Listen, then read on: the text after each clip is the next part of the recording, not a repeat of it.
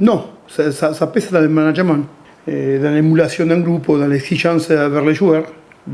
Parfois, un manager il doit accepter des comportements que d'habitude n'acceptait pas. Bon, moi, j'aime bien quand les joueurs ils arrivent à l'annonce d'équipe, ils ne savaient pas s'ils vont jouer, ils ne sont pas sûrs de jouer.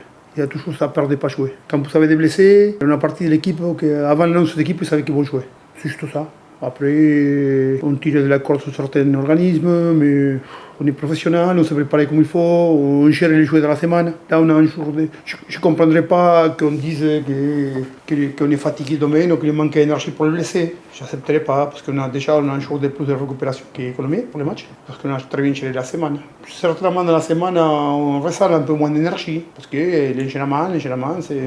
Après, vous savez, quand un joueur ne joue pas beaucoup, il vient vous voir. Qui n'est pas me voir parce qu'il joue beaucoup non plus. Sinon, non, ça affecte ça. On arrive à mettre toujours une équipe compétitive qui est prêt à performer. Je crois que ce n'est pas un match déterminant, c'est un match important. C'est un match important, mais si on n'avait pas fait un résultat contre Angoulême, c'était pareil. Si on n'avait pas fait un match contre Nevers, c'était pareil. Bon, moi, chaque point est important. Les points bonus qu'on ne valide pas le contenu contre Angoulême, c'est un point qui peut manquer à la fin. Le point bonus qu'on parle dans Motavan, c'est des points qui peuvent manquer à la fin. Tous les points ils vont compter. Et entre la deuxième et troisième et quatrième et cinquième, ça va se jouer à rien. Chaque point est important. Nous, aujourd'hui, on a une certaine façon d'aborder les matchs à la maison.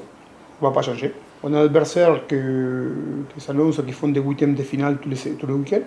Pour eux, apparemment, c'est un match éliminatoire. Pour nous, c'est un match très très important contre l'équipe qui joue très bien au rugby, qu'il était capable d'aller gagner avec Sier avec les bonus offensifs, qu'il était capable de faire trembler Angoulême et de mettre 40 points à Angoulême, qui maîtrisent à la perfection, qui sont ambitieux.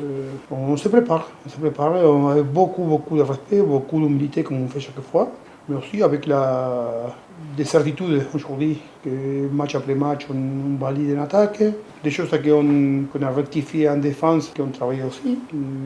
Ça va être un gros match, avec une grosse intensité, sur un terrain synthétique, il y aura de la vitesse, il va faire beau. On se prépare à un gros combat contre une équipe ambitieuse qui vient ici pour faire un résultat. On a détecté que ça a moins bien marché. On travaille en fonction. On travaille en fonction de la circulation défensive, dans la consommation dans les points de rencontre, dans le respect des étapes de sortie des camps, dans la montée des key chase, d'être bien en place. Des choses simples. Des choses à faire, c'est que d'habitude on fait bien.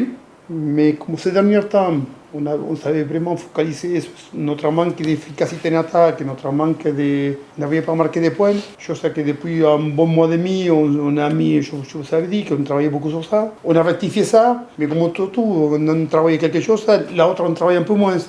Là, il faut trouver l'équilibre. Comme je vous ai dit la dernière fois, on est en train de le retrouver cet équilibre.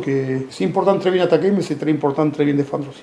Oui, parce qu'on avait Souta qui n'était pas opérationnel à Montauban, on avait Chalagonia, c'est des joueurs qui vont rentrer dans les groupes. On avait tiré trop de la corde d'Ingafino, Ingafino il rentre dans les groupes. Tout pareil, il y a des sortants, il y a des rentrants, il y a une grosse satisfaction pour nos jeunes joueurs. La rentrée de Contigliani, la rentrée de Paul Serio, les matchs de Paul Serio, la rentrée de Baptista Village. Il vient basculer un peu l'énergie, il vient montrer les dents, on est présent, c'est cette émulation que j'ai vue dans son groupe. C'est sûr et certain que Taïmana, c'est un joueur très important dans notre fonctionnement. C'est un de nos leaders de combat. Mais j'ai entre la deuxième mi-temps qu'on a fait à Motaban. Et sans Taïmana, on a fait une très bonne deuxième mi-temps dans l'engagement, dans le rugby.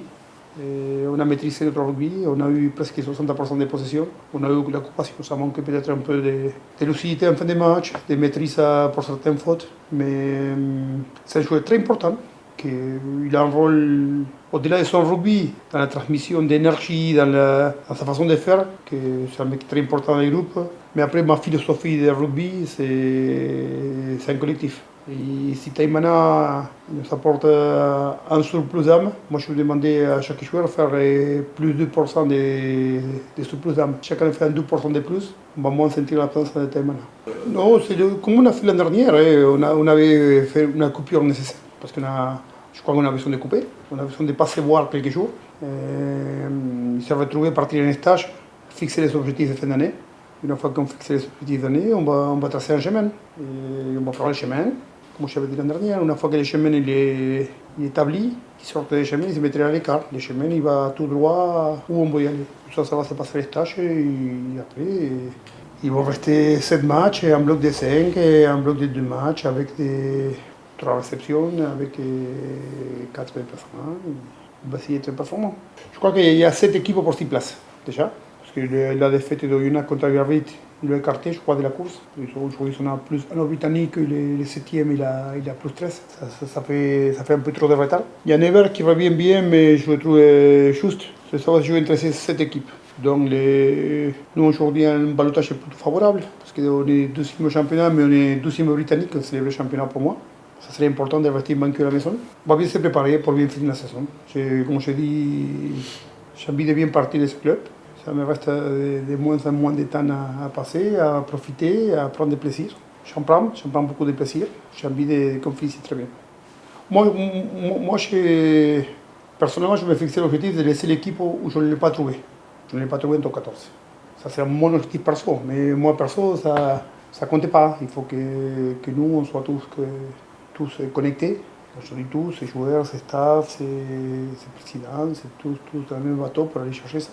Ouais, complètement. Je pense que quand on sort, on n'est pas abattu parce qu'on a fait une bonne seconde mi-temps et parce qu'on a vu que on devait remporter ce match si on avait joué comme on le devait. Grosse débauche d'énergie. Donc c'est sûr que de ramener 0 point, ça a été compliqué. Après voilà, on s'appuie sur ce match et sur le contenu pour pouvoir rebondir dès cette semaine. On sait que c'est une équipe qui joue bien au ballon, qui va mettre du volume. Voilà, elle a gagné son dernier match à domicile contre une grosse équipe, donc elle vient sans pression. Et je pense que c'est là aussi où ils sont encore plus dangereux. Donc voilà, c'est un match qui pour nous est hyper important parce qu'on va partir sur 15 jours de vacances avec un stage. Pour pouvoir bien bosser, il faut qu'on valide ce bloc. Voilà, il nous faut absolument cette 4e victoire pour enchaîner sur la fin de saison. C'est à nous de mettre des ingrédients pour pouvoir basculer. Nous, on a qu'une envie, c'est de conforter notre seconde place, de ne pas laisser revenir des concurrents directs, parce que Colomiers, c'est un concurrent direct. Eux, s'ils viennent gagner là, ils se relancent complètement. Enfin, ils relancent la course même à la 2e place. Donc c'est vraiment parce qu'on a envie. Donc ça c'est évident que nous on doit faire un match très important pour pouvoir basculer et pour pouvoir attaquer cette dernière ligne droite après les vacances. Ouais, d'autant plus, ouais, bien sûr que nous rester invaincus à domicile devant le public qui se déplace à chaque fois en nombre, puisqu'on est à guichet fermé depuis 14 rencontres. Donc nous, c'est hyper important devant notre public de montrer qu'on est présent. Et puis aussi, on sait que quand on se projette, si jamais on doit finir dans les 2 premiers, on va encore recevoir. Donc envoyer un message aux équipes que s'il y a une demi-finale à Provence Rugby, ce sera quasiment injouable. Voilà, ça c'est l'objectif principal. Ça c'est évident. Après, comme on l'a dit sur les dernières rencontres, on se focalise plus sur domicile ou extérieur. Voilà, si on veut passer un cap, il faut aussi être capable de mettre notre jeu à l'extérieur, que ce soit à l'extérieur ou à domicile, il faut vraiment faire des matchs pleins. C'est ce qu'on recherche. Donc la pression, bien sûr, on en a, mais bon, l'objectif c'est de gagner nos matchs à domicile. Donc on donne le maximum. Ce qui est particulier, c'est que c'est souvent le Mistral, hein, donc du coup il a l'air de tourbillonner un peu. Il rentre sur les 4 coins, et puis j'ai l'impression que dès qu'on joue un match à domicile, il y a du vent. Il n'y en a pas pendant quasiment toute la semaine, et là il vient de se lever, et c'est exactement ce qu'on vient de se dire.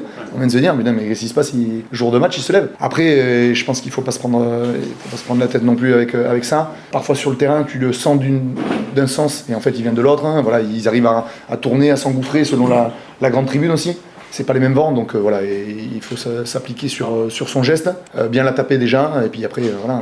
Ce qui est compliqué, c'est que déjà le centre d'entraînement, il est pas exposé pareil. Donc quand on vient ici, on essaie de s'entraîner, mais comme je dis, le dernier match, il venait du nord-ouest, et puis, enfin du dernier entraînement, il venait du nord-ouest, et en fait le jour du match, il vient, comme tu dis, le grec là, du sud-est. Donc du coup, tu peux pas vraiment t'entraîner, tu t'entraînes sur le moment quand tu tapes juste avant le match, quoi. Et juste avant le match, en plus, on tape que d'un côté. Donc tu as toujours, mais bon, après, voilà, il faut être capable de s'adapter, de voir un peu aussi quand les autres buts, où c'est qui porte l'autre équipe, et puis voilà, après, je pense que c'est s'adapter, et puis c'est toujours, quand on bute, on se dit que en fait, tous les coups de pied sont différents, donc à chaque fois, on repart à zéro, donc Voilà, essayer de... Il n'y a pas d'herbe pour... Et non, il n'y a pas d'herbe. Mais il y en a de moins en moins d'herbe. Il n'y a plus d'herbe, il y a les drapeaux, soit ils bougent plus, soit ils sont en raid là. Ouais. Donc j'avoue que, bon, après voilà, il faut se faire confiance et puis rester sur sa frappe. Hein. Oui, bah, ça c'est sûr. Hein. Enfin, pour moi, en tout cas, dans mon jeu, c'est ce que j'aime. J'aime distribuer les ballons et utiliser les joueurs, les profils que j'ai. Donc j'avoue que même que ce soit les trois quarts, comme tu dis, avec leur vitesse ou les avants qui sont très puissants, nous, ça nous avantage, hein, c'est sûr. Tu es tout le temps dans l'avancée, tu sais qu'à côté, tu as des mecs qui galopent, tu as juste à scanner, à lire les espaces et à leur donner les ballons pour qu'ils s'expriment aussi. Donc pour ma part, c'est vraiment un plaisir. Ouais.